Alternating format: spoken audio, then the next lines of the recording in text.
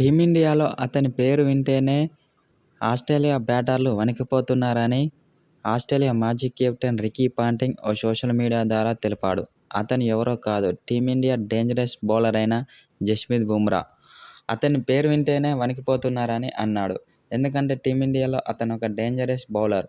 అతన్ని తట్టుకోవడం ఏ బ్యాటర్ వల్ల కావడం లేదని ఆస్ట్రేలియా మాజీ కెప్టెన్ రికీ పాంటింగ్ ఓ సోషల్ మీడియా ద్వారా తెలిపాడు. అనంతరం జస్ప్రీత్ బుమ్రా బౌలింగ్పై ప్రశంసల వర్షం కురిపించాడు. ఇలాంటి బౌలర్ను నా క్రికెట్ చరిత్రలోనే చూడలేదని అన్నాడు.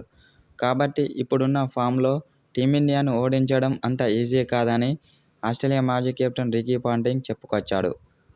కాబట్టి రేపు జరగబోయే రెండో టెస్టు మ్యాచ్లో చాలా జాగ్రత్తగా ఉండాలని ఆస్ట్రేలియా ఆటగాళ్లకు రికీ పాంటింగ్ సూచించాడు.